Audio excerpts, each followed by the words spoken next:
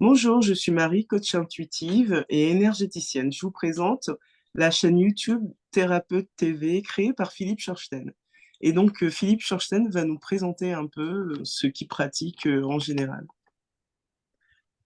Donc, je m'appelle Philippe Sorstein, je suis psychopraticien et énergéticien. C'est-à-dire que j'ai fait des études de psychothérapeute en psychosynthèse, qui est une technique jungienne. Et de Mhm. plus, je suis magnétiseur énergéticien depuis toujours.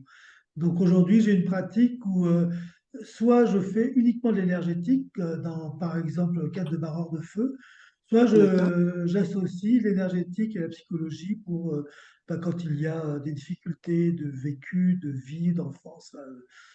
Voilà, ce qui arrive classiquement quand les gens viennent voir un thérapeute. D'accord. Alors, sur quoi s'appuie-t-elle? Alors donc, il y a deux axes. Il y a l'axe psychothérapeutique. Là, ce sont des études principalement autour de ce qu'a écrit Jung. Moi, je pratique ce que dit Assad Joly. Alors, c'est un peu technique, mais c'est, disons, sur ce qu'a écrit Jung. Il a créé ce qu'on appelle une systémie, donc un système sur lequel le cerveau, au fond, s'informe, le psychisme s'inscrit. Et en décrivant ce que dit le psychisme, ce qu'exprime le psychisme, on arrive donc à décoder le pourquoi des choses, en quelque sorte, le pourquoi de l'enfance, le pourquoi des souffrances, etc. Bon. Et puis il y a aussi une pratique énergétique, donc là par imposition des mains, principalement sur des points qu'on appelle les chakras, et qui permettent de Mhm. rencontrer plus le corps et ce qu'on appelle la somatisation. Donc tous les points d'ancrage et de fixation que le corps a exprimés parce qu'on ne les vit pas en quelque sorte. Donc toute l'histoire que l'on a refoulée, toutes les douleurs que l'on a refoulées, sont quelque part dans le corps et cette pratique énergétique permet de les décoder d'une part et D'accord. de les enlever d'autre part. Ok. Euh, avec les chakras. Oui, avec les chakras, c'est-à-dire que tous ces points sont symboliquement autour des chakras. L'amour sont autour du cœur, la vitalité, le désir, la pulsion de vie autour du second chakra, donc du ventre, le plexus solaire qui fait le joint entre les deux. Donc, dès qu'il y a quelque chose qui se passe, au fond, on va le voir là et on va pouvoir décoder cette mémoire, ce qu'on appelle dans d'autres pratiques la mémoire cellulaire, autour de ces Mhm. chakras. C'est à ça que Ok, sert cette pratique. d'accord. Donc, il y a un apport scientifique ou biologique ou Alors, il y a les deux. Enfin, on peut dire aujourd'hui que la psychologie a quand même une tendance scientifique, pas de ce qu'on appelle les sciences dures, c'est-à-dire comme les mathématiques ou Mhm. les physiques, mais on appelle les sciences humaines, c'est-à-dire qu'il y a une science statistique, dans le sens où la psychologie existe déjà depuis plus d'un siècle aujourd'hui. Et donc, en un siècle, on a quand même suffisamment de recul pour voir en partie ce qui fonctionne, ce qui ne fonctionne pas, etc. Donc ça, c'est quand D'accord. même une démarche scientifique. En termes d'énergétique, alors non, puisqu'il n'y a pas d'études faites autour de cela aujourd'hui, donc on ne peut pas dire que c'est une démarche scientifique. Maintenant, les énergéticiens, guérisseurs, magnétiseurs existent depuis la nuit des temps, donc c'est qu'il y a Oui, bien bien quelque chose sûr. qui peut fonctionner.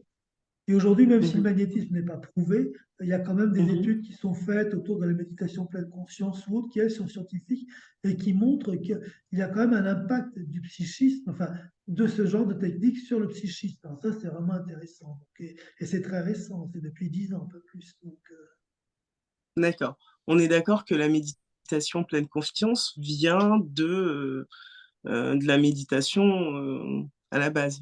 oui, oui, en fait, la méditation, c'est une pratique spirituelle, Actuelle. Mm. principalement hindoue, bouddhiste, bon, et des gens, alors notamment mis en valeur ici en France par Christophe André, mais des gens ont découvert qu'on pouvait dissocier, si vous voulez, l'aspect méditatif, donc la technique, de la Mhm. notion mystique du bouddhisme ou de l'hindouisme. Donc, ils ont créé une méditation dite pleine conscience qui est travailler sur les couleurs, sur la respiration, sur des sensations aussi corporelles. Et effectivement, ça Mhm. permet d'apaiser le mental et de faire bon, et d'aller mieux.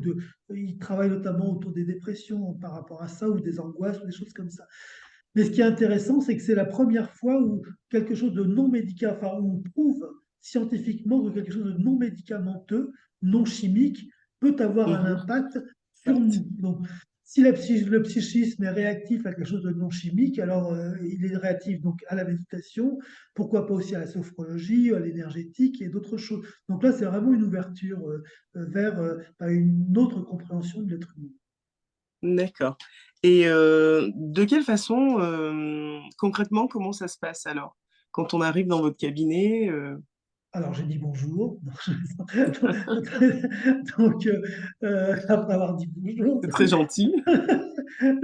les gens s'assiedent, donc enfin, on s'assoit l'un face à l'autre, donc on discute pour voir exactement ce qui se passe, pourquoi la personne vient aussi, quelles sont ses difficultés, ses douleurs. Mhm, Peut-être comprendre aussi quelle est la demande cachée, c'est que derrière une demande, il y a toujours une autre demande plus complexe, plus inconsciente, donc j'essaie de déterminer cela. Donc on voit aussi c'est-à-dire? ensemble s'il y a d'autres soucis, bon, un peu comme ferait un psychothérapeute en quelque sorte. Et après, D'accord. donc, il y a le travail énergétique. Donc, ben, j'ai une table d'examen et les gens s'allongent et en posant mes mains sur certains chakras, on va d'une part apaiser le corps, donc faire que la personne aille mieux, une meilleure Mhm. sensation d'elle-même. Et en plus, je vais pouvoir voir un petit peu ce qui se passe, où est-ce que ça bloque, euh, où est-ce qu'on respire, où est-ce qu'on respire pas, et pouvoir enfin, décoder et surtout apaiser toutes ces parties qui sont bloquées en quelque sorte. Donc, Ah, super. Et alors, quels sont les bienfaits que vos patients, justement, peuvent espérer alors, dans un en une premier temps, il y a séance ou en plusieurs? déjà un bienfait immédiat, donc c'est-à-dire une relaxation immédiate, une sensation de bien-être. Donc, ça, c'est Mhm, important. C'est important lorsque le bien-être, c'est toujours important. C'est aussi important pour une autre raison, c'est que quelqu'un qui vient ici avec une problématique difficile de vie, par exemple, et qui mhm, en une heure peut aller mal ou bien, donc mhm. ça veut aussi dire qu'avec cette même problématique qui n'a pas changé en une heure, on peut aussi la vivre autrement.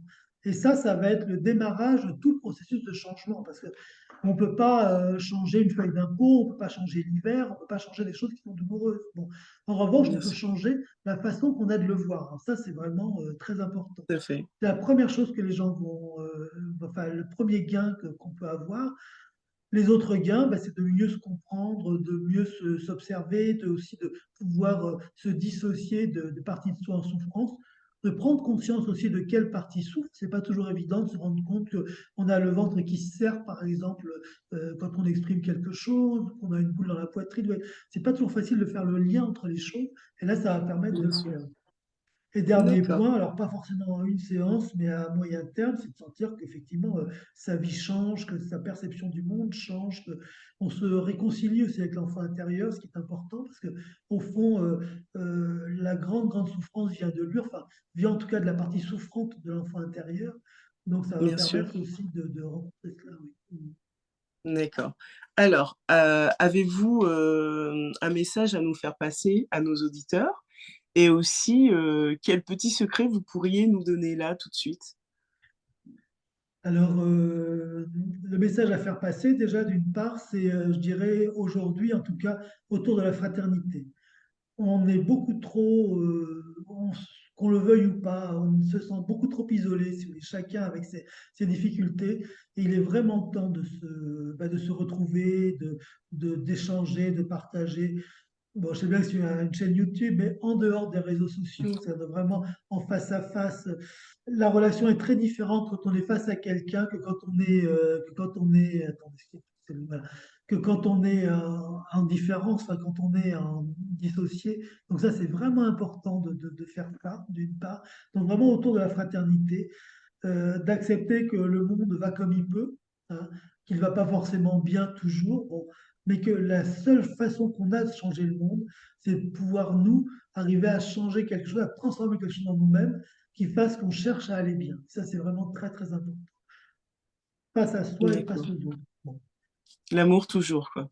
Oui, l'amour et puis surtout la fraternité. Parce que l'amour, on lui fait dire plein de choses. L'amour, c'est un sentiment qui est très complexe au fond et, Oui, euh, et qui fait écho à notre enfance, à la façon dont on a d'être aimé, la façon dont on a eu d'être aimé. Enfin, c'est pas si simple au fond.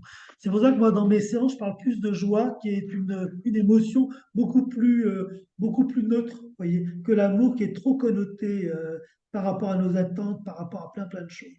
Donc, mais l'amour, effectivement, est important aussi, mais c'est vraiment la joie. Et puis, surtout, pour moi, enfin, le terme que je donnerais, c'est fraternité. C'est de reconnaître qu'on coexiste les uns avec les autres et qu'on ne s'en sortira tous ensemble ou pas du tout. Mais aujourd'hui, on sait bien que ça ne peut se passer que comme ça. D'accord. Donc, En tout cas, oui. c'est un très beau moment que je viens de partager avec vous. On attend encore la petite astuce.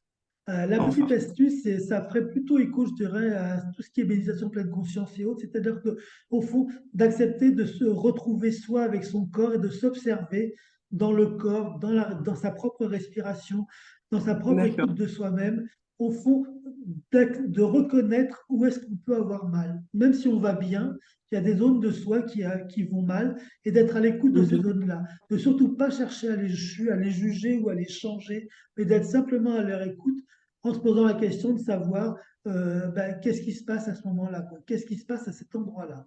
Ça, c'est le premier chose que j'ai envie de partager avec vous. La seconde, c'est sur l'invisible et sur mon métier. C'est que si on considère que le monde, c'est la matière, par exemple cet Mhm. ordinateur qui est en face de moi, ou ces documents, cette table, en fait, on ne va croire qu'en la matière. Si on Bien sûr. considère que le monde, c'est la matière, mais c'est aussi ce vide entre chaque chose matérielle, vide qu'utilisent les oiseaux pour voler, par exemple, ou les insectes, vide qu'utilise le son pour se déplacer, parce que si Mhm. c'était le vide total, personne n'entendrait. Enfin, bon. Donc là, du coup, on rentre dans quelque chose de plus énergétique, c'est qu'on reconnaît que nos sens sont habitués à voir la matière ou à toucher la matière, mais qu'il y a autre chose. Et en considérant qu'il y a autre chose, alors on va se mettre à l'écoute de ressentir cette autre chose. Et là, on va rentrer dans une Ok. dimension énergétique. Vous voyez. On va pouvoir utiliser la voix, par exemple, pour lancer un message. Vous voyez. Si la voix, c'est simplement quelque chose qui sort de soi et que les gens écoutent, ça reste très factuel. Si maintenant on sait qu'à travers notre voix, il y a quelque chose que l'on va partager de nous-mêmes, de notre essence, quelque chose qui est au cœur de nous, alors à ce moment-là, la voix va transporter quelque chose, va appeler quelque chose qui est le début au fond du soin. Vous voyez, enfin, qui est le début de la rencontre dans l'autre et du soin. D'accord. Ben, c'est super. Ben, merci Philippe Schorsten. Ben, À bientôt. ça fait plaisir. On fera d'autres vidéos. On vous présentera d'autres guérisseurs, d'autres psychothérapeutes. Merci beaucoup. Ben, c'est un plaisir, Marie. À bientôt. Au revoir.